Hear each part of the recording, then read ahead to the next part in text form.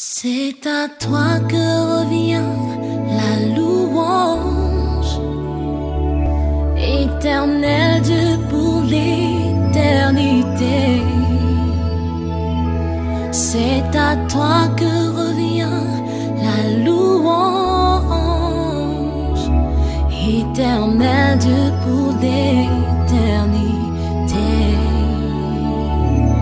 Et yo tout le monde, c'est Tuvac, j'espère que tout le monde va bien. Aujourd'hui on se retrouve pour une nouvelle vidéo, la vérité sur les témoins de Jéhovah. Je vais vous expliquer un petit peu tout ce que c'est, quel est leur principe, d'où ça vient, pourquoi, comment, enfin tout ce qu'il faut savoir dans un LES tout simplement. Pour commencer, il faut savoir décortiquer un petit peu ce nom témoin de Jéhovah. Jéhovah, qui c'est? Eh bien, il faut savoir que Dieu a fait écrire dans la Bible, je cite, « Je suis Jéhovah, c'est là mon nom ». Dieu a beaucoup de noms, le Tout-Puissant, enfin je connais pas tout, mais il s'est fait appeler Jéhovah. Donc si on décortique un petit peu tout ça, les témoins, c'est donc les témoins de Dieu. Voilà pour la petite description de cette secte. On va la nommer de secte, puisqu'elle est très controversée et elle est quand même qualifiée en tant que telle. C'est une secte hyper hiérarchisée sous forme pyramidale, c'est-à-dire qu'il y a une personne qui contrôle tout, d'en haut, et plus tu descends, plus il y a des échelons, tu es plus ou moins important. Voilà. Tout part de la Sainte Mère Organisation et de son président qui réside à Brooklyn, qui donne toutes les instructions au monde entier. C'est-à-dire que ces personnes-là, lorsqu'elles vont dire quelque chose, il est impossible de les contredire. C'est justement ce que je vais vous dire juste ici. C'est une organisation théocratique. Tout ce qu'elle dit a un caractère irréfutable. Tout ce qu'ils peuvent vous dire, si demain ils vous disent, je sais pas, arrêtez de marcher sur deux pieds, marchez à cloche-pied, eh bien tout le monde, tous ceux qui sont témoins de Jéhovah marcheront à cloche-pied, tout simplement. C'est comme si, en fait, tout ce qu'ils disaient, c'était indirectement la parole de Dieu, puisque ce sont les représentants de leur Dieu, donc Jéhovah. Il faut savoir aussi que les témoins de Jéhovah, ils forment un mouvement qui résulte à la base du christianisme. À la base, ce sont des chrétiens. Ils sont issus d'un groupe né aux États-Unis dans les années 1870, connu sous le nom, à la base, ils étaient appelés étudiants de la Bible. En 2014, le mouvement revendique plus de 8,2 millions de membres actifs dans le monde entier. Imaginez, 8,2 millions de personnes qui viennent toquer à votre porte. Truc de ouf. Et par ailleurs, environ 20 millions de personnes, donc qui sont pas forcément membres, mais qui pratiquent ou qui ont les valeurs de ces témoins de Jéhovah, je sais pas, enfin voilà, peut-être que certains d'entre vous ne sont pas bouddhistes, mais ils aiment bien cette religion et ils regardent de temps en temps des petits documentaires où ils lisent quelques livres à ce sujet, enfin ils aiment bien, voilà. Donc il y a plus de 20 millions de personnes qui ont assisté à leur célébration annuelle qui s'appelle le Mémorial de la mort du Christ. C'est un peu comme la messe de minuit à Noël, voilà, les trucs comme ça. Ça fait 20 millions de personnes, c'est environ, c'est un peu moins de la population de Paris, pour vous dire, hein, quand même, c'est beaucoup de monde. Alors, ces personnes-là sont très spéciales, hein, ils sont connus principalement pour toquer aux portes des gens. Ça, quand on vous dit témoin de Jéhovah, vous êtes sûr de penser à des gens qui toquent à votre porte pour vous faire entrer dans leur secte. L'importance qu'ils donnent à la Bible est très spéciale, puisque en fait, la Bible chez eux, eh bien, ils la modifient. C'est compliqué un petit peu, hein. Certaines personnes modifient les passages de la Bible pour les faire une mise à jour, si je puis dire, à leur façon, de façon à justement dire que bon bah la Bible c'est bien, mais nous on la refait parce que Dieu nous a dit de modifier quelques passages. Voilà ce que font les témoins de Jéhovah, et quand ils viennent toquer à votre porte, on y reviendra après, c'est la première partie d'un système de façon à vous faire entrer dans cette organisation. Les témoins de Jéhovah sont régulièrement accusés d'être une secte, comme je vous l'ai dit, dans le sens d'organisation à dérive sectaire. Ils sont aussi qualifiés comme tels par les sociologues, donc pas n'importe qui. Ils font aussi l'objet de controverses autour de leur refus de transfusion sanguine. Il y a un rapport avec le sang et ces personnes très spéciales. Même lorsqu'un pronostic vital est engagé, il leur est interdit d'avoir une transfusion sanguine. Il est aussi interdit pour eux, on y reviendra après, d'avoir certains actes médicaux. C'est qualifié comme une secte puisqu'il y a un isolement social et les affaires de pédophilie en fait ne sont pas jugées. En tout cas quand ils l'apprennent, admettons quelqu'un de votre famille est pédophile, et bah, au lieu de le balancer à la police, eh bien vous faites un procès interne avec votre famille. Et bien là c'est la même chose, il y a des affaires de pédophilie dans les témoins de Jéhovah, ils vont pas aller saisir les tribunaux, ils vont organiser leur propre procès et faire une sanction en conséquence. Voilà, il y a leur justice, enfin la justice c'est la leur, c'est pas celle de tout le monde. Je sais pas si j'arrive à me faire comprendre correctement. Donc on va revenir au rapport avec le sang qu'ont les témoins de Jéhovah. Celui-ci est très spécial. Il refuse systématiquement les transfusions sanguines, mettant en jeu la vie de leurs propres enfants. Je m'explique. Alors qu'ils ont reconnu par écrit que Dieu n'a jamais publié de décret qui les interdise d'avoir des transfusions sanguines, justement, les vaccinations, elles aussi, sont interdites.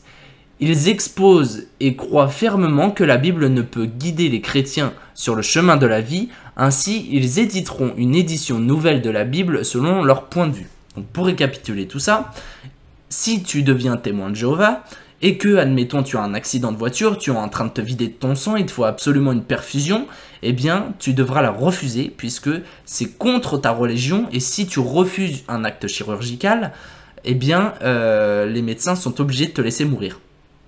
Certains témoins de Jéhovah portent des petites cartes sur eux, attestant qu'ils sont témoins de Jéhovah, et qu'ils refusent, en cas d'accident grave, une transfusion, puisque pour eux, le sang des autres n'est pas pur, enfin voilà, c'est très très spécial. Ils préfèrent mourir plutôt que d'être soignés avec un sang impur, même si c'est ton enfant qui a un accident, il doit avoir une perfusion, bah non, eux ils vont dire non, je ne veux pas, etc. C'est très très spécial comme groupe, c'est aussi en partie pour ça qu'ils sont qu'ils sont considérés comme une entité sectaire, puisqu'ils mettent en jeu la santé, la vie et la santé mentale des membres de ces témoins de Jéhovah, justement. Il faut savoir que ce sont de très piètres prédicteurs. Je m'explique. Lorsque, admettons, on avait prédit la fin du monde en 2012, bon, ça c'était le calendrier Maya, etc., ça s'est pas passé. On est passé à autre chose. Mais là, il faut savoir que ces témoins de Jéhovah ont aussi, eux, ont fait beaucoup de prédictions qui ne se sont jamais, mais au grand jamais, passées. Ils ont annoncé la fin de toute guerre et l'entier établissement du royaume de Dieu sur la terre pour 1914. Alors ça, ce sont des écrits qui datent, hein, évidemment. Avant 1914, ils avaient dit justement qu'après 1914, il n'y aurait plus du tout de guerre et que Dieu gagnerait tous les esprits et que tout irait pour le mieux dans le meilleur des mondes. Et un manque de bol, 14-18, il y a une guerre, 39-45, il y a une guerre. Actuellement, beaucoup de peuples sont en guerre. Première bêtise, entre guillemets, de ces témoins. Deuxième bêtise, ils ont annoncé qu'Abraham, donc qui est mort 2 millénaires avant Jésus-Christ, son fils et son petit-fils allaient ressusciter en 1925 et gouverner le monde. Alors c'est comme si, genre, tu vois, t'as un mec, il est mort il y a grave longtemps, hein, 2 millénaires, donc ça fait énormément de temps avant Jésus-Christ, donc laisse tomber. Et d'un coup, tu sais pas pourquoi, c'est comme si je te dis, je sais pas, genre, bon, moi je m'appelle César, on va prendre Jules César, moi je te dis en 1934... en 2034, pardon, parce que c'est passé. En 2034, Jules César va réapparaître, il va ressusciter, et il va refaire une troupe de Romains. Il va te conquérir la Gaule, laisse tomber, et il va contrôler le monde. C'est comme si je te faisais une prédiction comme ça, mais pour moi, c'est complètement what the fuck. Les gens qui sont là-dedans, ils sont un peu éliminés, et j'ai lu beaucoup de témoignages, ça fait limite peur, hein. Troisième prédiction, qui est elle aussi tout aussi drôle, malgré que leur prédiction ne se soit jamais réalisée, ils ont continué, hein. Ils ont annoncé la fin du monde, puisque tout le monde annonce la fin du monde de toute façon, hein.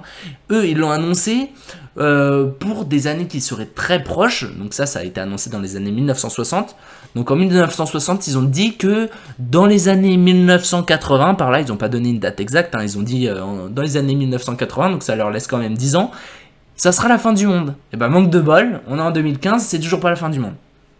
On continue dans tout ce qui est un peu délire de témoins de Jéhovah. Je suis désolé si des témoins de Jéhovah m'écoutent, je vais peut-être perdre des abonnés, mais voilà, je suis obligé de présenter votre groupe qui est juste magnifique, qui moi m'a fait beaucoup rire, hein.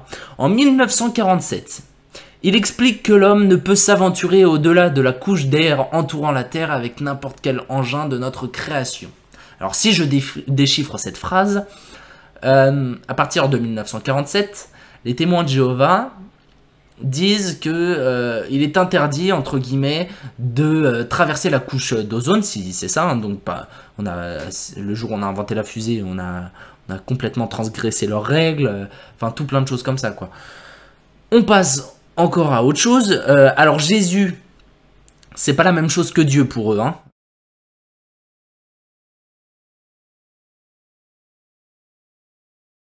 Et pour eux, Jésus ne s'appelle pas Jésus, il s'appelle en réalité Michel. Hein, voilà, ça c'est pour représenter en gros. Hein. Je sais que beaucoup de gens vont me dire oui, mais tu synthétises, tu sors les trucs de son contexte. Non, Jésus chez eux, il s'appelle Michel. Les apôtres, hein, pour ceux qui aiment bien la culture chrétienne,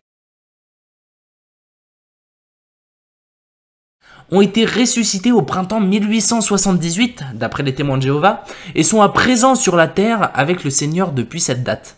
Donc, ça fait plus de 100 ans que, que les apôtres et le Seigneur sont sur terre, mais on n'est pas au courant, il n'y a que les témoins de Jéhovah qui sont au courant. Là, on passe sur une des meilleures pour moi, hein.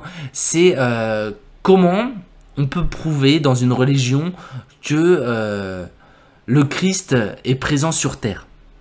Alors certains vont vous dire que le Christ il est présent sur terre, c'est sûr et certain, parce qu'il y a des miracles, il y a des gens, ils étaient aveugles, ils ont retrouvé la vue, il y a quelqu'un, il avait perdu l'usage de ses jambes et puis il l'a retrouvé en faisant des prières, etc.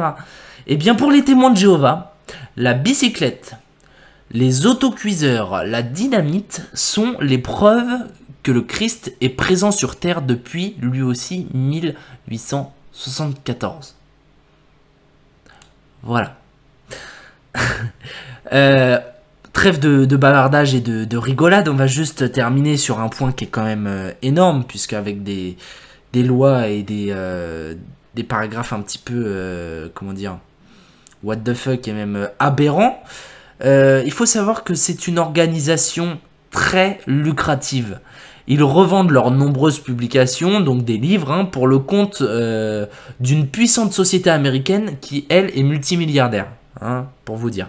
En France, le compte d'exploitation 1980 faisait apparaître que 71% de leurs recettes colossales, qui se comptent en millions, voire milliards d'euros ou de dollars, provenaient de la vente des livres. C'est-à-dire que tous les livres qu'ils écrivent sur les témoins de Jéhovah, sur Dieu, etc., qui sont achetés par ces justement 19 millions, ouais c'est ça, hein, par ces 19 millions de personnes qui aiment bien cette religion, etc., etc., eh bien, donc quand tu es justement témoin de Jéhovah, tu achètes les livres, etc. Eh bien, c'est grâce à cet argent qu'ils peuvent vivre et qu'ils peuvent faire énormément d'argent, puisqu'ils sont milliardaires, hein, ceux qui sont tout en haut de l'échelle, millionnaires plutôt, on va dire ça comme ça. Actuellement, ils préfèrent les offrir, puisque en gros maintenant ils offrent les livres. Avant ils les vendaient, maintenant ils les offrent contre une petite contribution volontaire. C'est histoire de dire, genre, admettons, moi je vous offre mes vidéos, mais avant de regarder la vidéo, il faudra me donner 5 €, d'accord?